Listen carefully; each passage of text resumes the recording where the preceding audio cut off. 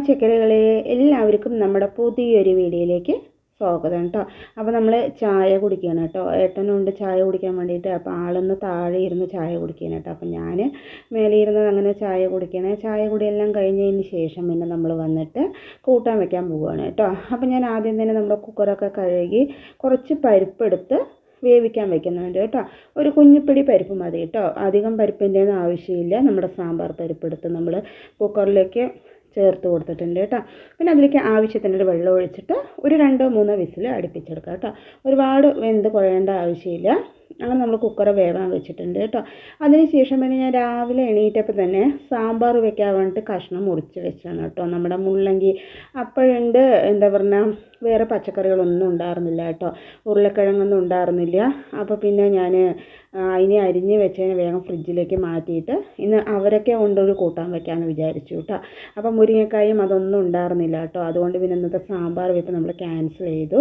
അങ്ങനെ നമ്മൾ അതെല്ലാം മാറ്റി വെച്ചതിന് ശേഷം നമ്മുടെ നാടൻ അവരൊക്കെ കേട്ടോ, ബ്രൗൺ കളറുള്ള അധികം വണ്ണമില്ലാത്ത വീതിയില്ലാത്തൊരു അവരൊക്കെയില്ലേ, അതാണ് കേട്ടോ.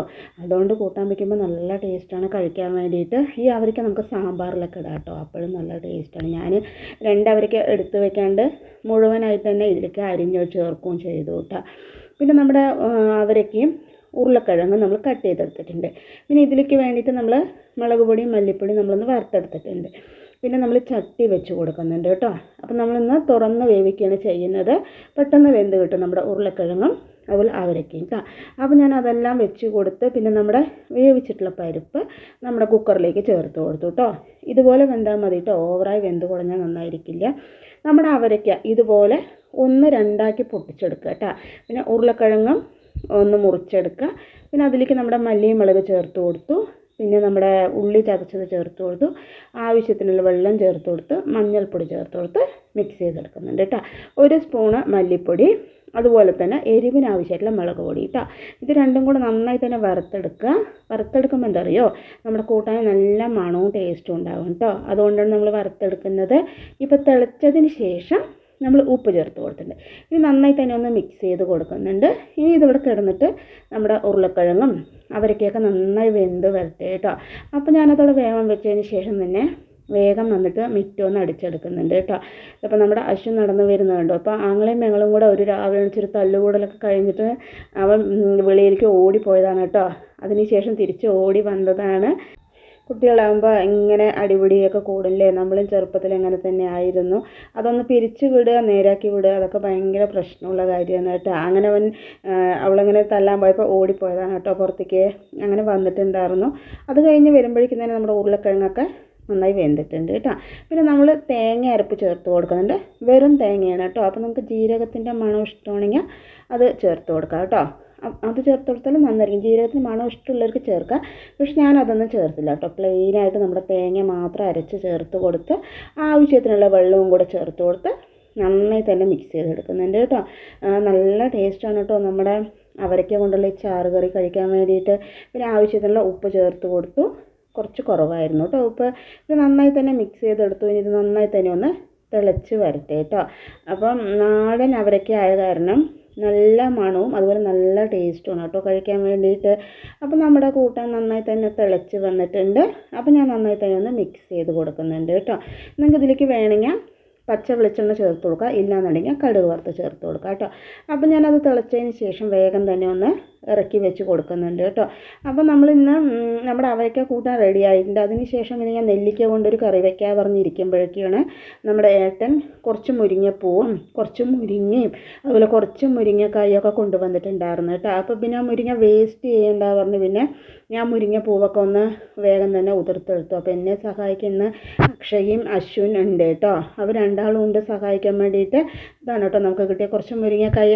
നമ്മുടെ ഇവിടുന്ന് കിട്ടിയത് തന്നെയാണ് കേട്ടോ. നമ്മുടെ തൊടിയിൽ നിന്ന് കിട്ടിയതാണ്.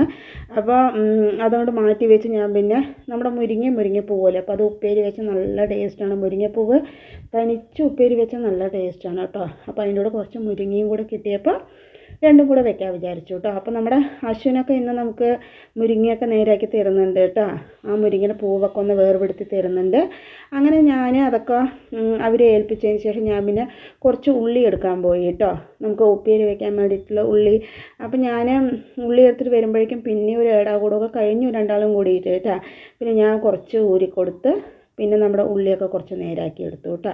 അപ്പോൾ നമുക്ക് ഉള്ളിയൊക്കെ ചേർത്തിട്ട് വേണം നമുക്ക് ഉപ്പേരി വെക്കാൻ വേണ്ടിയിട്ട്. നമ്മൾ കൂട്ടാൻ റെഡിയായതിന് ശേഷമാണ് കേട്ടോ ഇതൊക്കെ കൊണ്ടുവന്നിട്ടുണ്ടായിരുന്നു. അതുകൊണ്ട് നമ്മൾ ഇതിലേക്ക് പരിപ്പ് എടുത്ത് വെക്കാണ്ട് മുഴുവനായിട്ട് നമ്മൾ നമ്മുടെ ചാറിലേക്ക് ചേർത്ത് കൊടുത്തു കേട്ടോ. ഇല്ലാന്നുണ്ടെങ്കിൽ കുറച്ച് പരിപ്പ് കൂടി ഇടുകയാണെങ്കിൽ നന്നായിരിക്കും കേട്ടോ. അങ്ങനെ നമ്മൾ നമ്മുടെ അവിടെ ഒക്കെ ഒന്ന് ക്ലീൻ ചെയ്തെടുക്കുന്നുണ്ട്. മുരിങ്ങയുടെ കോഞ്ചലും എല്ലാം ഉണ്ടായിരുന്നു കേട്ടോ. അന്ന് പിന്നെ ഇരുന്ന് നേരാക്കാനൊന്നും തോന്നിയില്ല, നിന്നിട്ട് തന്നെ ആയിരുന്നു കേട്ടോ. വേഗം നമ്മൾ അതൊക്കെ ഒന്ന് ക്ലീൻ ചെയ്തെടുത്തിട്ടുണ്ടായിരുന്നു. അതിന് ശേഷം അവിടേക്ക് ഒന്ന് വൃത്തിയാക്കി എടുത്തിട്ട് നമ്മൾ മൺചട്ടി വെച്ച് കൊടുത്തിട്ടുണ്ട് കേട്ടോ. ഇനി ഇതൊന്ന് ചൂടായി വരുമൊന്നും വേണ്ട കേട്ടോ. മൺചട്ടി വെച്ചതിന് ശേഷം നമ്മളിതിലേക്ക് കുറച്ച് വെള്ളം ഒഴിച്ച് കൊടുക്കുന്നുണ്ട് കേട്ടോ. അപ്പോൾ വെള്ളം ഒഴിച്ചിട്ട് ആ വെള്ളത്തേക്ക് തന്നെ നമ്മൾ അരിഞ്ഞ് വെച്ചിട്ടുള്ള നമ്മുടെ പച്ചമുളകും ചെറിയുള്ളിയും ചേർത്ത് കൊടുക്കുന്നുണ്ട് കേട്ടോ. ഇതിന് പ്രത്യേകിച്ച് ഒരു അളവൊന്നുമില്ല കേട്ടോ. മുരിങ്ങ എത്ര എടുക്കണോ അതിനനുസരിച്ച് നിങ്ങൾക്ക് ചെറിയുള്ളി ചേർത്ത് കൊടുക്കുക. പിന്നെ എരിവിന് ആവശ്യമായിട്ടുള്ള പച്ചമുളകും ചേർത്ത് കൊടുക്കുക കേട്ടോ. ഇനി ഇതിവിടെ കിടന്നിട്ട് ഒന്ന് തിളച്ച് വരട്ടെ കേട്ടോ. അപ്പോൾ ഒന്ന് തിളച്ചിട്ടുണ്ട്. ഇനി അതിലേക്ക് നമ്മൾ മുരിങ്ങപ്പൂവും കൂടെ ചേർത്ത് കൊടുക്കുന്നുണ്ട് കേട്ടോ. അപ്പോൾ നമ്മൾ ഒഴിച്ച വെള്ളം കുറച്ച് കൂടുതലാണ് കേട്ടോ. ഞാൻ എന്തോ ആലോചിച്ചിട്ട് ഒഴിച്ച് കൊടുത്തായിരുന്നു. അപ്പോൾ വെള്ളം കുറച്ച് കൂടുതലായി കേട്ടോ. അപ്പോൾ ഒരു നുള്ളി ഉപ്പ് ചേർത്ത് കൊടുത്താൽ മതി കേട്ടോ. ആദ്യമേ നിറയെ ഉപ്പ് ചേർത്ത് കൊടുത്തിട്ടുണ്ടെങ്കിൽ അത് അവിഞ്ഞ് വരുന്ന സമയത്ത് ഉപ്പ് കൂടുതലായി തോന്നും കേട്ടോ. അപ്പോൾ ഞാൻ ഒഴിച്ചപ്പോൾ വെള്ളം കുറച്ച് കൂടി കേട്ടോ. പിന്നെ അതൊന്ന് വറ്റി വരാൻ കുറച്ച് ടൈം എടുത്തു നമുക്ക്. പിന്നെ അതെല്ലാം മിക്സ് ചെയ്ത് കൊടുത്തപ്പോൾ നമ്മുടെ വെള്ളമൊക്കെ ഏകദേശം വറ്റി കറക്റ്റായി വന്നിട്ടുണ്ട് കേട്ടോ. പിന്നെ ഞാൻ അതിൻ്റെ നടുക്കിലേക്ക് കുറച്ച് വെളിച്ചെണ്ണ അങ്ങോട്ട് ഒഴിച്ച് കൊടുത്തു. പിന്നെ അതിലേക്ക് ഞാൻ 4 കോഴിമുട്ട ഒന്ന് ഉടച്ചൊഴിച്ച് കൊടുക്കുന്നുണ്ട് കേട്ടോ. എന്താ പറഞ്ഞു കഴിഞ്ഞാൽ നമുക്ക് മുരിങ്ങ കുറച്ചല്ലേ ഉള്ളൂ.